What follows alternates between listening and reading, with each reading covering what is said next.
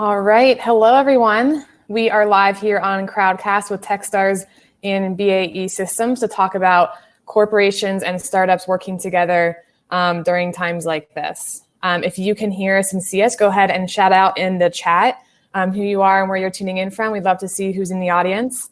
And thank you for the patience as we all figured out our home Wi-Fi and setup situations. I apologize if you hear a puppy in the background at any time. And so anytime if you have a question for our speakers from Techstars and BAE Systems, you can put the question in the Ask a Question box below our faces. After we open up with some discussion around working with BAE and with other corporations, we'll go ahead and take any of your questions and the speakers will help answer those. So I see we got Alabama, we got Colorado, we got Sunil from Toronto. Great. So before we jump into some topics and discussion, I'd like for the speakers to just introduce themselves. And Francesca, I'll start with you. Oh, excellent. Good afternoon. So thank you, Casey and Warren, for organizing this event. My name is Francesca Scires-Capuzzo, and I'm a Senior Director of Advanced Technology Innovation at BAE Systems. I've been leading the Technology Scouting Division since it was established in 2018.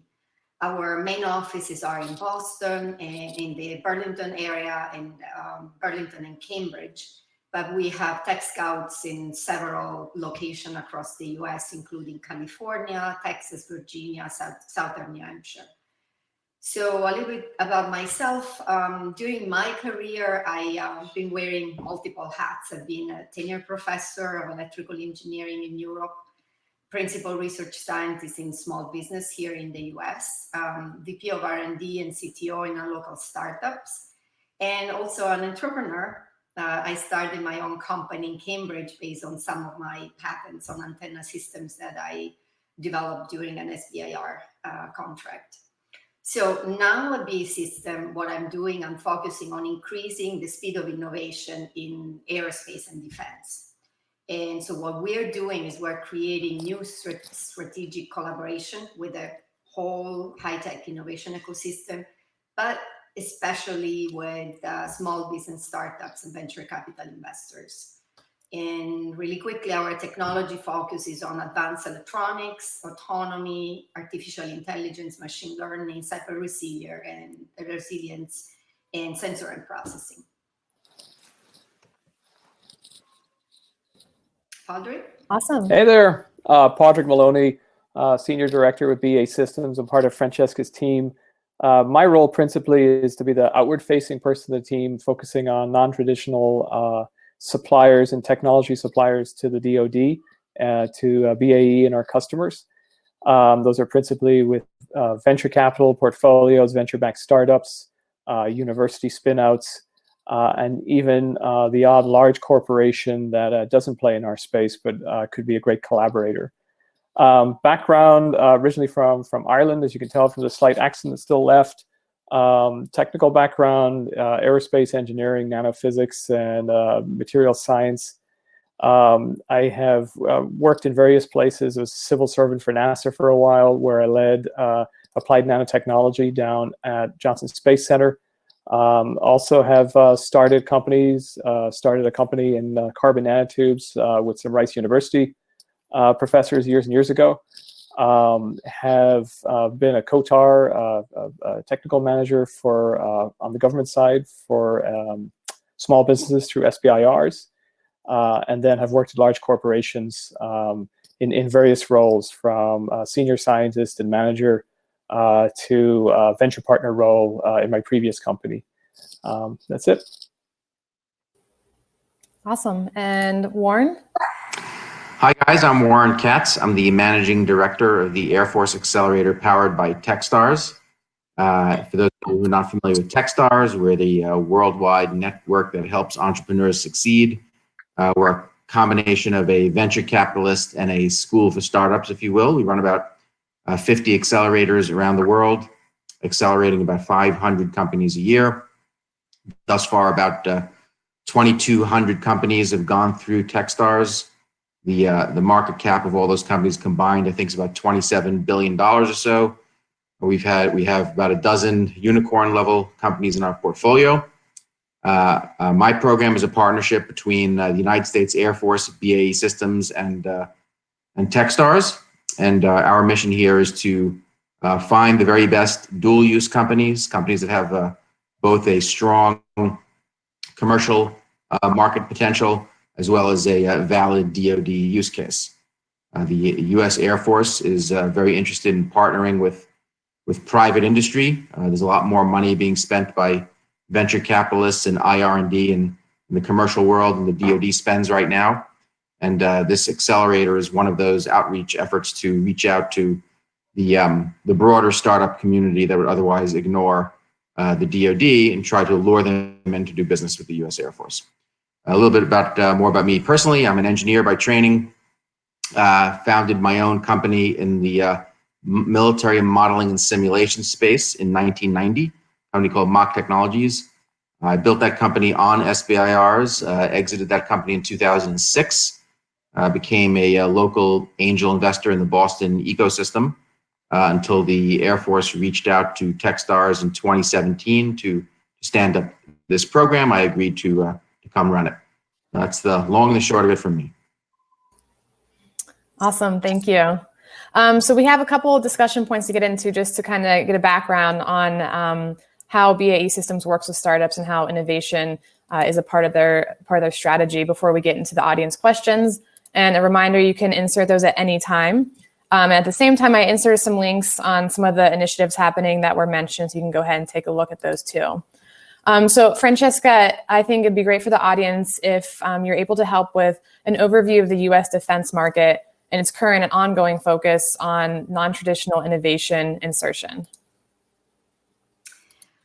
Yeah, okay, so I'm gonna have two parts answer. One is related to COVID-19 and one related to the general market. So of course the COVID-19 pandemic has affected the global economy, and of course the defense industry is not an exception. But while many other businesses around the country are closed following the stay-at-home guidelines from each state, the defense industry is continuing doing business. And this is because at the federal level, defense contractors are considered critical infrastructure. And so we are expected to maintain operation because it's a question of national security. So we need to ensure national security. Now, the decision to close it up to states, but so far defense industry has not been forced to shut down. Now, any factory depends on healthy workforce. So many of us are staying at home and they work at home if possible, but factories and labs are following CDC guidelines with distancing, mask, frequent cleaning, disinfectant, and so on. So every industry will deal with the consequences of this unstable supply chain, loss of labor, production delays, but for the most part, the defense industry is managing this crisis, so that's important. So for the general picture, the broader picture is that over the last 5 years or so, the DoD has clearly expressed this need for increasing speed of innovation. And some of the initiatives that have been adopted consist in implementing more rapid procurement processes and new initiatives like different type of OTAs and new SBIR contracting. And also they try to create stronger engagement with the commercial market, large corporations, small business and startups. This led to the creation of new groups. So you've heard probably about most of them, like F-Works, Naval X, DIU, the Army 75th Innovation Command. So the goal in general is to tap into new ideas, new disruptive technology from non-traditional players. And the idea is to leverage the agility and the rapid product development that is taking place in the commercial market. Just in general. Great. And so next to cover kind of the VC and the investing standpoint, Padraig, can you give us a little bit of an overview on how this new economy is affecting venture capital and angel investing? Well, certainly a lot of, I wouldn't say hot cash, but a lot of cash is starting to dry up a little bit. And VCs are putting out their calls to their LPs as well, and some of the LPs, there's a little bit of nervousness on the LPs side of things now as well. With regards to how it affects BAE Systems, I mean, of the tens of billions of dollars that are invested, at least in the United States in particular, by VCs in startups, a lot of that money isn't too relevant to our market. So we have to be quite selective about what we look at. Our interests, as Francesca mentioned earlier, in AI and cyber, in various aspects of sensing. We have a big focus in electronics. We dominate the RF spectrum for our customers, the U.S. Air Force, and so we're really interested in anything to do with 5G. So in those things, those are much kind of tougher tech, if you will, and longer term horizons. With regards to those companies, we've seen the smart ones that have good support of VCs are actually filling their reserves, if you will, with funding right now for a longer haul.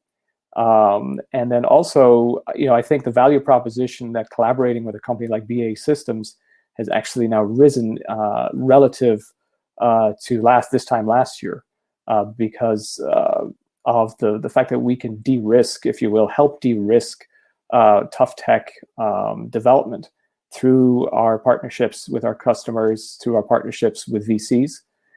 So actually, the value prop of working with BAE, taking advantage of our sales channels, if you will, into the U.S. government and collaborating with us has risen, relative to kind of pre-COVID times.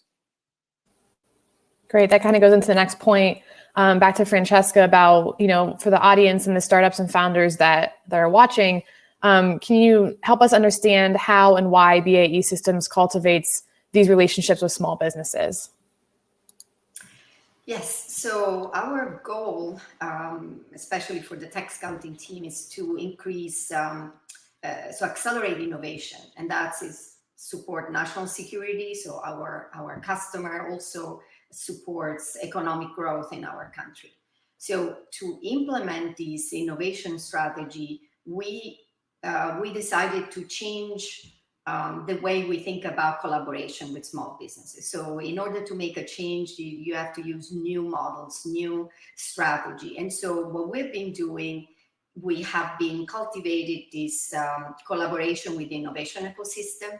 And we started working with startup and small businesses in a different way. So for instance, one of the main point is when we work with small businesses, we don't try to own the IP. We don't try to get the IP. What we do is we help them become our suppliers, because this is in the interest of everybody. So the method, the idea is that we mentor and guide these startups to develop products that have performance requirement or characteristic that fit in some of our larger system, in our processes or programs. And so what we do is we help these companies through funding, through SBIRs or VCs, increase their readiness level. We call it TRL, technology readiness level, to the point that can be inserted in our system. So this is require a lot of collaboration, a lot of support, a lot of trust. This is very important in the process. And so what we have done is, if you create a collaboration with accelerators like Techstars that has this strong network, and VC that have the capital, and companies like BAE Systems with the experience, customer knowledge, market insight, we create benefit for all the players. And this is what we're trying to do, make sure that everybody benefits from this collaboration. And so one thing that you probably understand from what I said is that we at BAE Systems don't have a real venture capital arm like many other prime contractor, but what we do is we support the small businesses through either small feasibility study and then creating this collaboration with large corporations, with venture capital investors and leveraging government contracts. One thing that I wanted to mention about working with a defense prime contractor is the following. It's funny because I couldn't predict what was going to happen with the coronavirus pandemic, but a couple of months ago, I was trying to explain venture capital investors why it makes sense to work with the defense industry. And my argument was, it's true that the commercial market gives you a larger margin and revenues. So it makes sense to have a commercial product. That's why, as Warren would say, we try to have dual application always, dual application companies. But on the other hand, the commercial market goes up and down. And so sales and the health of the company goes up and down with the market. And I was saying a couple of months ago, the economy's been going great, but somehow there's going to be a downturn. And when that happens, what are we going to do? The defense industry is in a different situation because, as I said before, we're still open because we're a critical infrastructure. So even at time of crisis, the products sold to the military are still going to be sold to the military because it's a question of national security. So even if it's a market that it's smaller, with a smaller number of units and even a small revenue, it's a safe, constant bet. And I couldn't predict that this was going to happen so fast. And then we can see that many of the companies are still working with the DoD, they're still doing their SBIR. So this is a healthy part of the economy that is still holding on. So there is a big advantage working with the defense industry. Awesome. Warren, I'd love to hear from your perspective. I know that you have the background working with government. You've now been with Techstars for a few years running our programs. What is your perspective after hearing, from both Francesca and Padraig about the benefits of working with a company like BAE and with these larger corporations? What your perspective is and what you've seen in the Techstars programs.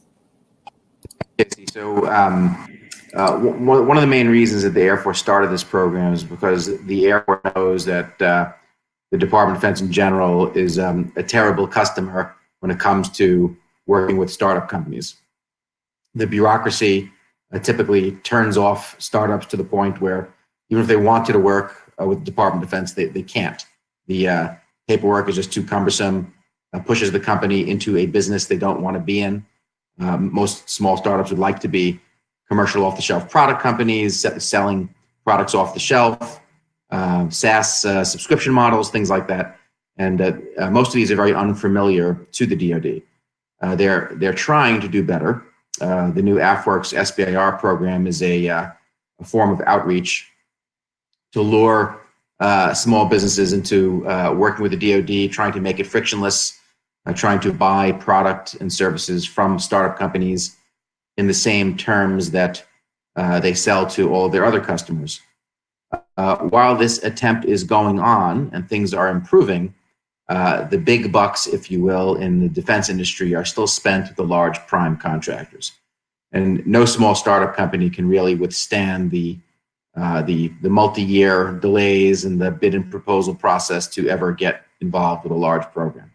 So it becomes absolutely necessary in the larger scheme of things for startup companies to work with prime contractors. For the most part, the prime contractors will be the main conduit by which startups can do business with the DoD. So in general, having a partner like BAE who is incentivized, motivated, and willing to stretch themselves and to work with startup companies on startup companies' terms is a very beneficial player in the ecosystem. BAE is a little unusual in that, as Francesca said, they don't have a venture capital arm internal to the company, and they also don't try to immediately buy the small business or lock up their IP, which is kind of unusual. In my opinion, the reason why large primes like BAE work with small businesses is because standing up IR&D projects inside their company is often extremely difficult, very expensive. Their own employees are actually more expensive internally than startup founders pay themselves. So it allows a company like BAE to survey the marketplace for the best and brightest lean, fast, young, non-bureaucratic startups and get an edge over their competitors. So it is the ecosystem requires a number of players. The gap between the smallest early stage startup company and being a direct vendor directly to the DoD is often too big a chasm to cross. So working with a large prime like BAE that handles the bureaucracy, has already won the program years earlier, winds up being a great intermediate stepping stone for a lot of startup companies.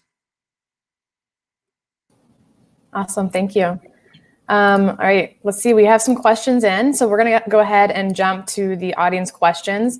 Reminder, if you have them, go ahead and put them in the ask a question box and upvote the ones that you want to see us answer, and we'll try to get to as many as we can.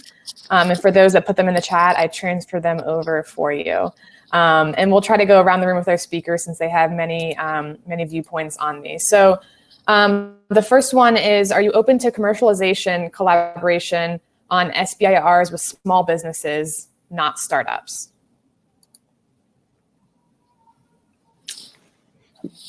Happy to take that one. So that question could be interpreted a number of different ways. So obviously, we work with venture-backed startups, but we do work with small companies.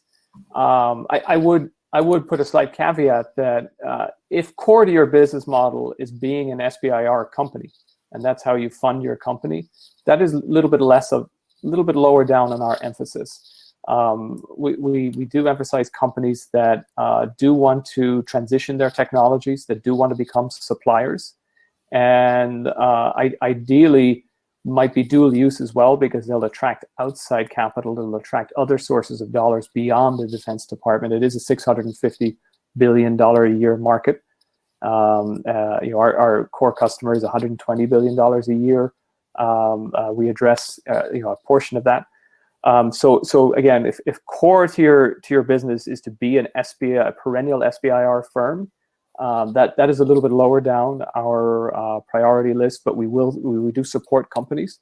What we love to do is to work with you to help transition your technologies, to help you become a supplier, and to utilize the SBIR process, which is evolving now quite rapidly, as both Francesca and Warren mentioned. Every call is slightly different, in particular from the Air Force through AFWERX. They are really experimenting and trying new things, and it's fantastic. We can use those vehicles to help you transition and grow your technology. Great, thank you. All right, let's move to the next one. We got a bunch coming in now. So this one from Lauren. Curious what successes from working with startups you can talk about. So I'd like to get an example because we submitted a proposal yesterday. So I want to talk about SmileML. So last year we worked with a company called SmileML, Techstars Air Force 2019. This company developed an AI software for emotion recognition and for customer satisfaction. So it started with a commercial model that was customer satisfaction. So we helped SmileML realize the potential of this product for other application beyond the commercial into the defense. And for instance, including a body language to identify security threats. And so we help them to get exposure with the government and writing proposals together. So we actually invited SmileML last year to join us to a conference, the US SOCOM SOFIC event in Tampa, Florida. And that was in May last year. Unfortunately, this year they canceled the event. And this is the Special Operations Forces Industry Conference. So we showcased their technology at our booth. And so that gave an incredible exposure. And from the conversation that we had with the military customer at the event, we shared two proposals. One was a phase 1 and phase 2 SBIR. So they had a $750K from SOCOM that was matched with $750K from the AFWERX. So nice $1.5 million of phase 2 SBIR. And yesterday, I don't know if you know that, Warren, but yesterday we submitted a SOCOM S&T BAA for $3.5 million for a 3 years contract. So definitely this is a success story for great collaboration. Awesome. And Warren, do you have any extra kind of stories or anything to build on that?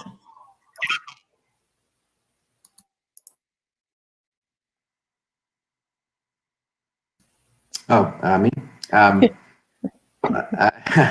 The BAE has been fabulously successful for a number of the companies in my class.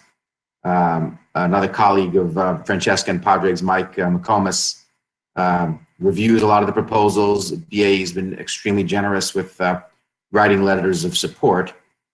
And if you think about BAE's strategy, why would they write a letter of support for a small SBIR company to win an SBIR?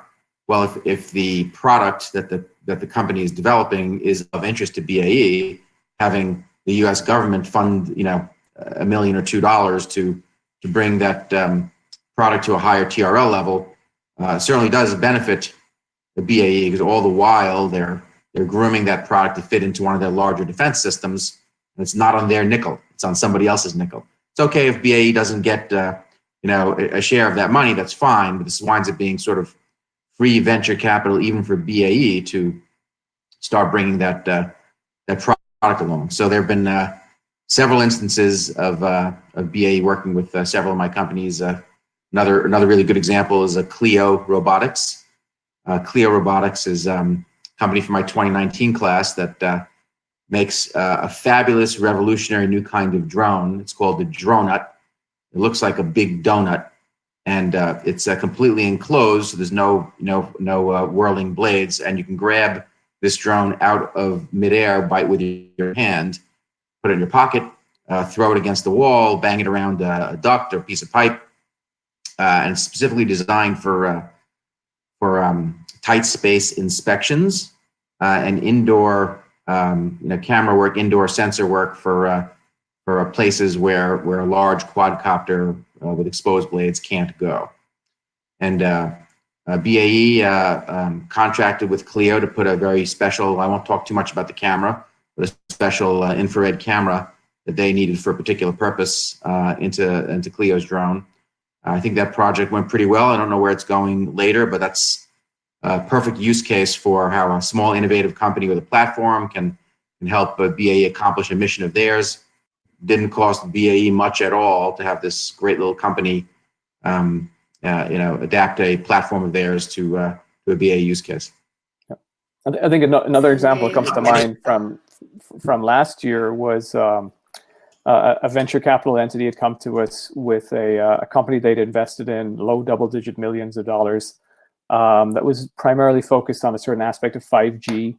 They have some technology in RF, and but it really could be applicable to dual use. And so our team brought the company into BAE after having done some kind of initial due diligence, and then did further technical due diligence. And then, cut a long story short, we then worked with that company, introduced it to a particular potential transition customer for a large program that we manage and are prime on for an Air Force customer. Then brought the CTO of that Air Force customer, our own program management, down to visit the company in Austin. Identified I wouldn't call it a TRL 9, but a TRL 5, so mid-level kind of desktop integration of their technology, which is really commercially focused. It's very, very close to market, but doesn't have the size, weight, and power for the type of things that we needed to do and our customers needed to do. But we basically helped them get a straight to phase 2 SBIR with venture capital match, so about a $3 million project, to take we'll call it their box, and to do a desktop integration with our box, if you will, this year in 2020. And that was awarded just before Christmas. So that was kind of one of the ways we can do things, working with small companies. Where does that get that company in terms of its relationship then to defense markets? Well, by the end of the summer, now COVID is kind of pushing things to the right, but the end of the summer, early fall, you would have a test integration of their technology with ours. And then the large Air Force program that we run on behalf of the customer, that technology then would be significantly de-risked enough to be put into the consideration pipeline, if you will, which the next tranche of technologies are all being considered for the end of 2020.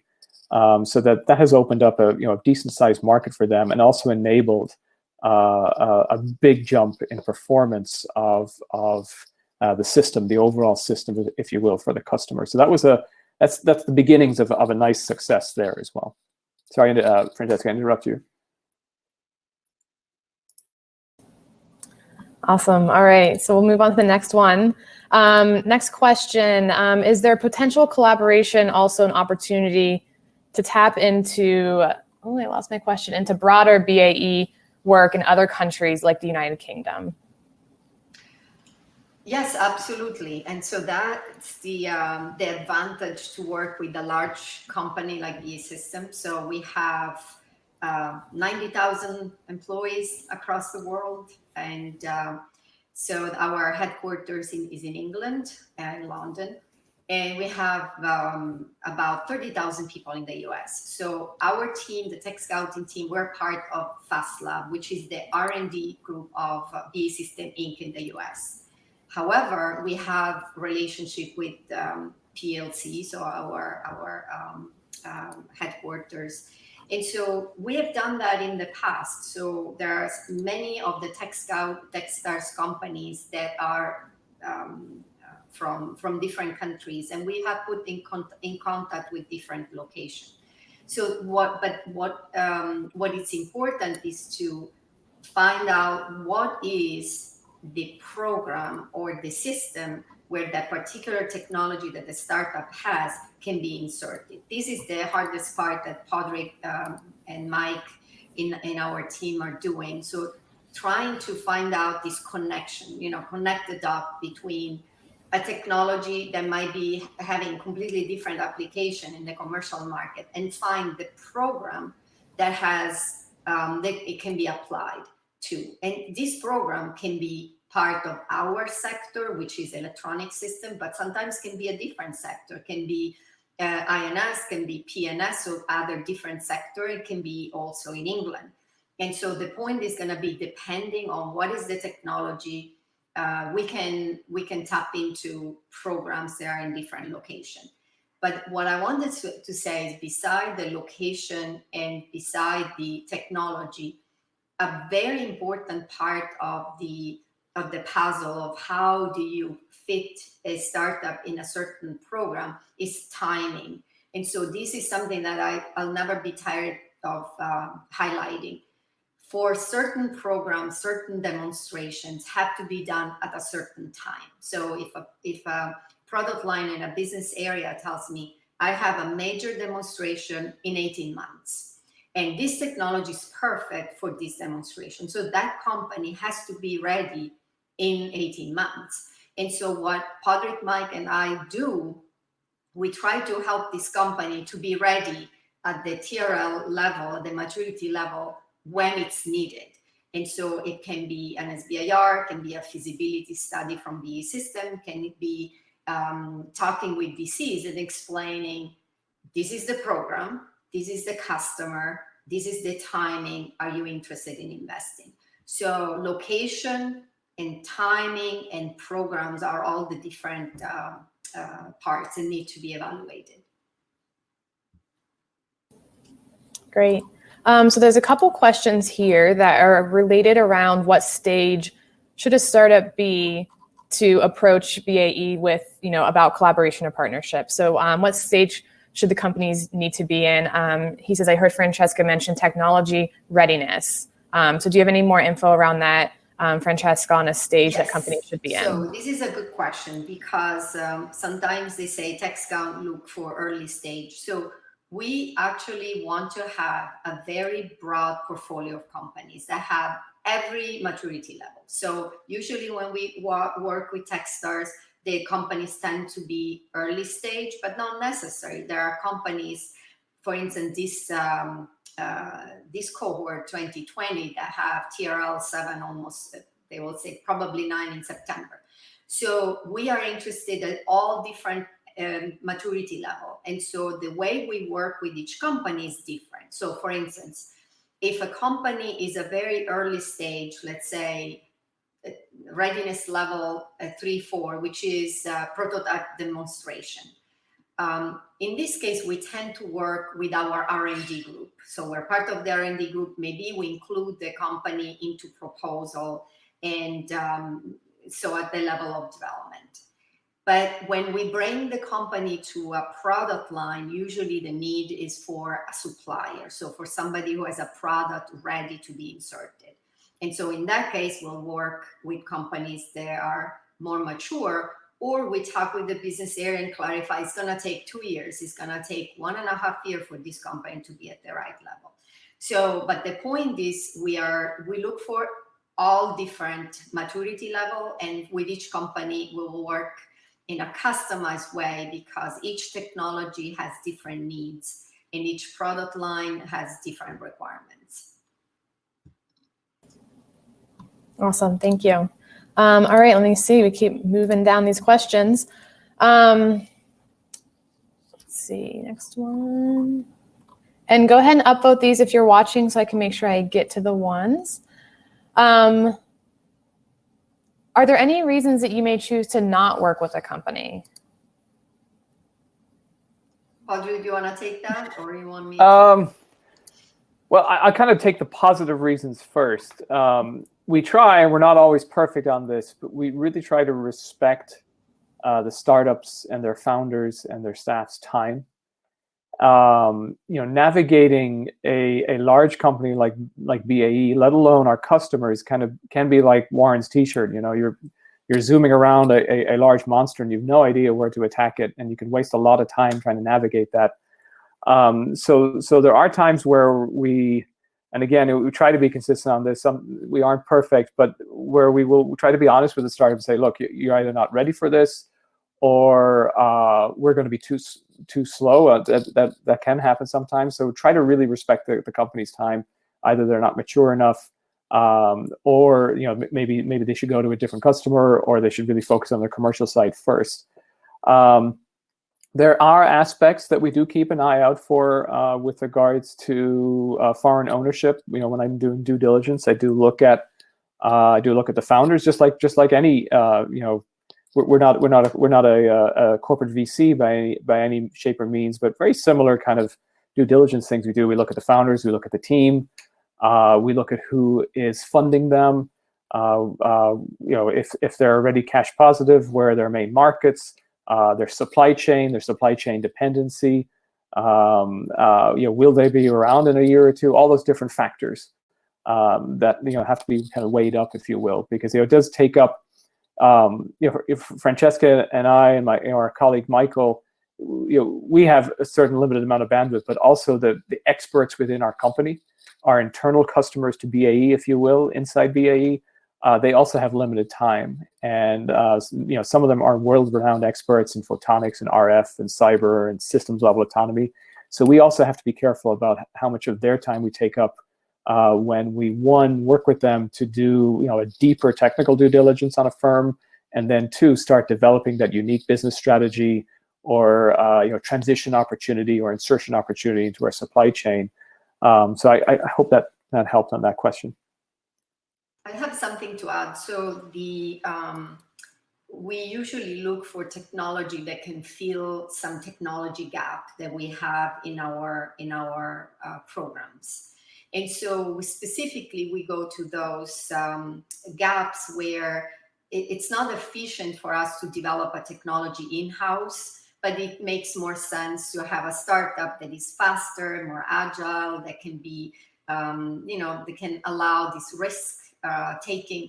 And so, of course, so we look for companies that have a technology that fit in our program. So if the company has a technology that is on the side, but it's not really in our core interest, we're not going to engage, number one. The other one is that we have to be very delicate when sometimes we have technology there in that area, but we already develop in-house. And so we can't bring a company that is our competitor, because that will not bring to a collaboration. So for us, it's a very delicate balance between what makes sense for these companies for their success, and what is that we can help with because we feel a particular gap in our technology. Great, thank you. And yeah, a shout out to Warren's shirts. As a fellow cat parent, I appreciate the shirts. Okay, so next question. Angie says, this may be a dumb question, which is never a dumb question. We are new to this. How do we connect further with BAE as a startup? All right, so I'm gonna give you an email address, and so you can connect to us to this email. So it's TechScouting, all one word, .es for electronic systems at baesystems.com. So techscouting.es at baesystem.com. So send us an email and then we start a discussion. Awesome. I think I got the email right in there. If Padraig, if you can confirm for me in the chat. So we put that there, and we will also send you, everyone watching, we will send the replay afterwards with that email address so you can reach out to their team if needed. So we'll finish that question. All right, so this one's a little bit more about kind of investing and kind of the current, market that we're in.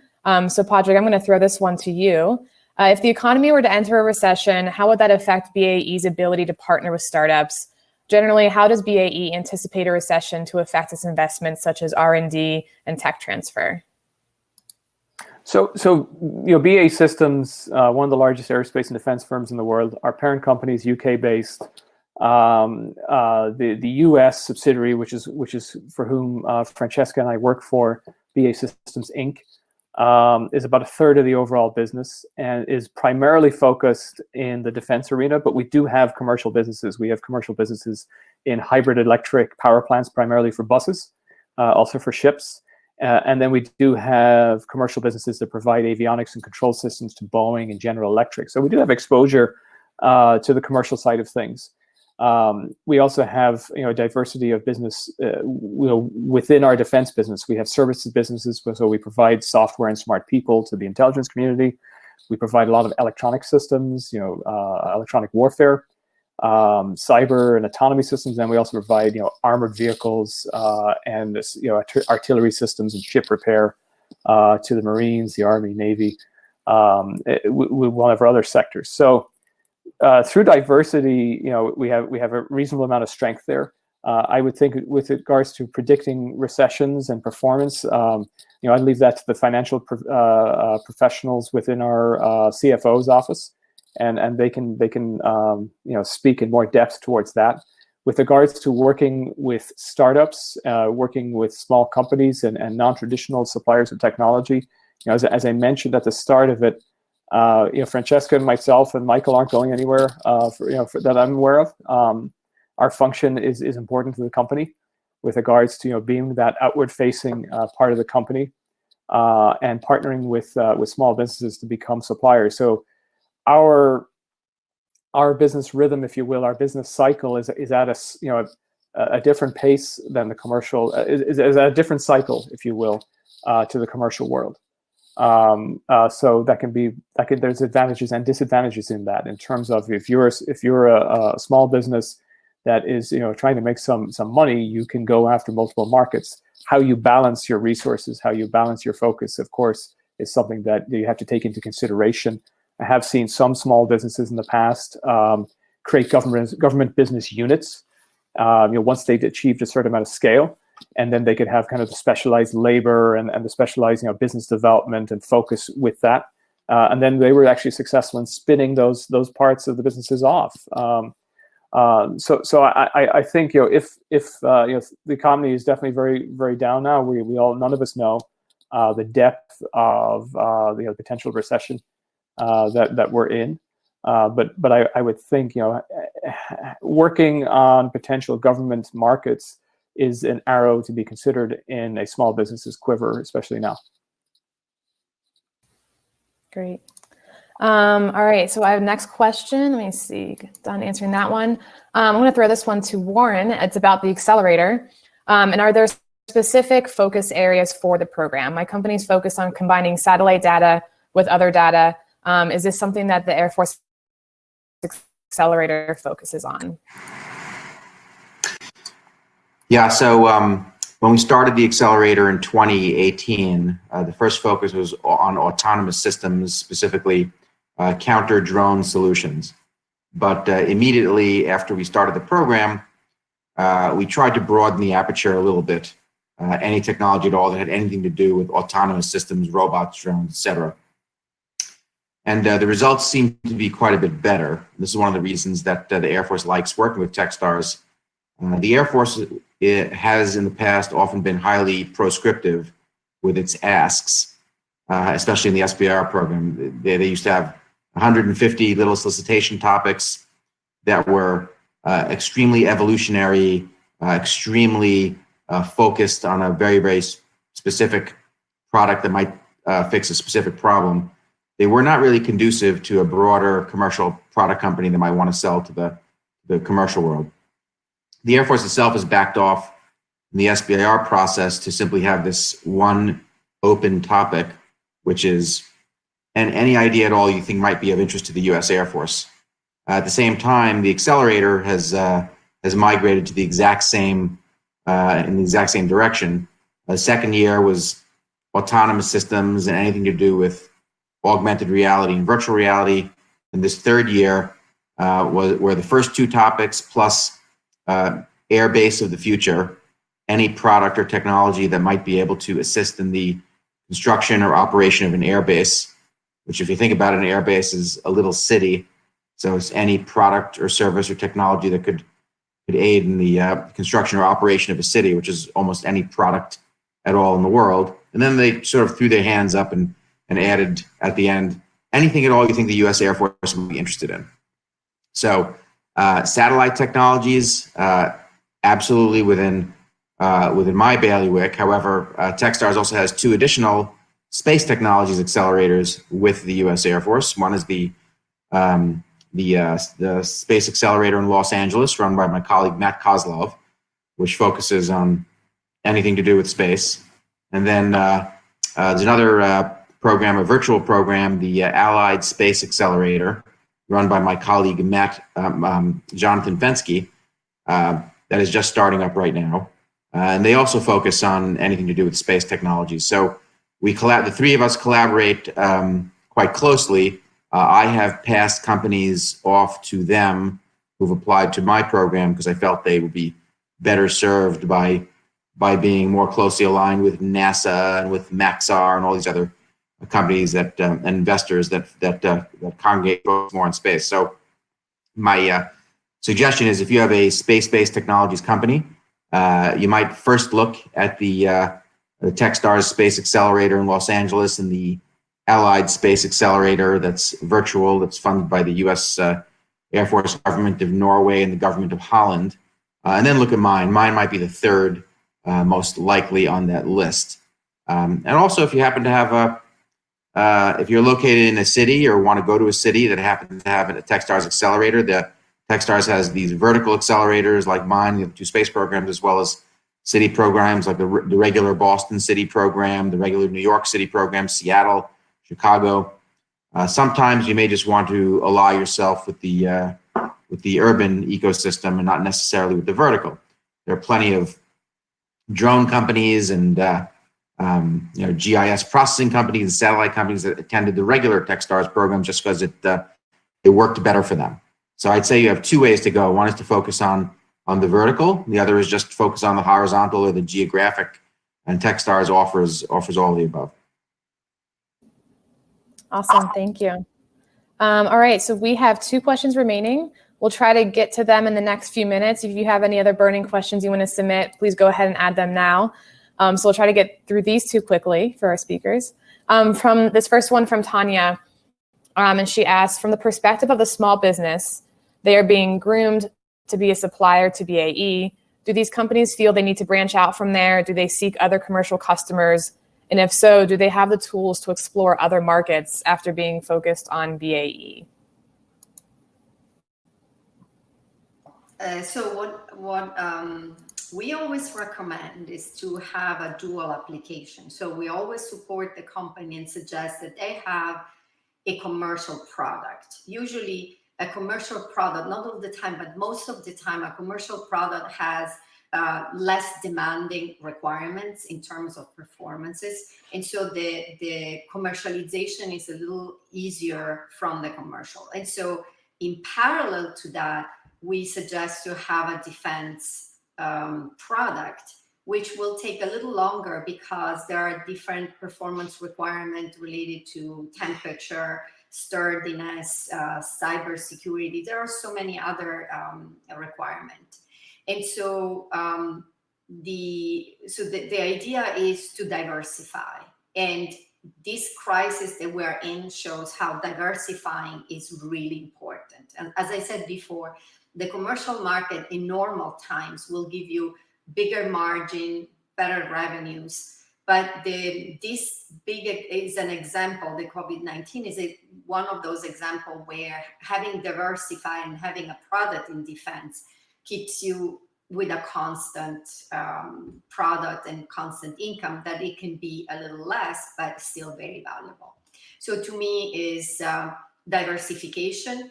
And then in all these things that we say, we cannot generalize because every company has a very specific product and each product needs something else. It can be software, it will need something different than a hardware development. It can be in a certain field. So it's hard to generalize because each technology is very different. And so you need a different strategy on how to commercialize, both for defense and commercial world. Great, thanks for that background. Oh, yes, Warren? Yeah, let me just add to that, one of the reasons the DoD, the Air Force in particular, is so interested in dual use companies is because the Air Force understands, and BAE shares some of these same motivations. The Air Force understands that if the company is making a product solely for the DoD, and the company is a startup and has cash flow issues and needs to be supported, sometimes the DoD doesn't get around to funding the next phase of the project for a year or two, and the company will be out of business in that time. In addition, there's a huge amount of money being spent in the commercial world on similar products, and if the company has a product that sells both to the DoD as well as to the commercial world, the company is plowing some of its profits back in advancing the product, and the DoD doesn't have to pay for that. So this concept of dual use is highly beneficial to the DoD because the DoD, the Air Force in particular, has realized that in the past they've created these welfare cases or welfare recipients where if the DoD stops funding the company company goes out of business immediately, and that really doesn't do anybody any good. If the company had some great technology the DoD really wanted, but the time frame didn't work, nobody wants the company to go under. BAD, I'm quite sure, I'll put words in their mouth, shares the same motivation that they'd like the company to be subsidized and funded by the commercial world while they get their act together, while the technology is maturing, while they're designing into their system. So this cuts both ways. The security of having commercial funding and commercial investment plowed back into the product to advance the product for the eventual use in the DoD is highly beneficial in that direction. In the other direction, having this extremely stable cash flow, the DoD doesn't do COVID-19. Okay, they didn't pull funding back because of COVID-19 and like venture capitalists and angel investors stop funding companies. They did the exact opposite. They hit the gas and plowed quite a bit of money into the ecosystem. So having this extremely robust structure of a dual-use company that's selling both to the DoD and to the commercial world is highly beneficial to both, and both realize that. So it's why I will not pick a company for my program that doesn't have extremely high likelihood of success in both markets for this exact reason. It's a downside security in times like this by relying on government money that does not shift, by the week, and then the upside potential of the commercial market for when times are good and the product hits it. And the product takes off, and the company can make a huge amount of profit. Great, thank you. All right, we have one remaining question. And so thanking BAE and Techstars for the presentation. is there a role for a university as a stakeholder in the ecosystem? This is from Dr. Phil at MIT. Who wants to take this one? I think I know who. Is that Phil Budden from MIT? Oh yeah, I mean, there's definitely definitely a role for universities here. From a selfish point of view, we're always interested in talent. We're interested in ideas, and we're definitely interested in university spin-out companies. They tend to see tendency to be a little bit on the earlier stage, so that's kind of one part of the portfolio, if you will. I think the universities can also play a role in terms of not just in terms of the talent and the technologies, but also in terms of providing inputs and ideas around the strategies, the structures, and sometimes they do have influence on the regulations and even the customers, if you will, within the DoD. They can provide ideas to the government as well. That's within their role. People do listen to them. So the universities definitely play multiple important roles, and we interact with them along numerous different fronts, from recruiting, as I mentioned, but also in terms of we do small, very targeted, relatively small targeted sponsorship of collaborations together, and then within our contracted R&D activities, where we work with the government and go after the appropriate contracts where we have the expertise to develop technologies. Sometimes we have, on the lower tier level, we'll partner with universities as subcontracts, if you will, to help with those contracts as well. Awesome, thank you. I think your friend Phil's in the chat over there. Great. So I want to thank everyone. We are at the end of the hour. Thank you, everyone, for showing up and for asking all the questions you have about BAE Systems and how they collaborate with startups, especially during times like this. And so we will be sending an email to everyone. The replay will be available right at the same link. And so you can watch us again. You can also watch each question and answer, and you can share it with anyone. And I will add that email and other info on how you can get in touch with BAE Systems teams. And so thank you for Francesca, Warren, and Padraig for joining us, and we'll see you guys next time. Thank you. Thank you.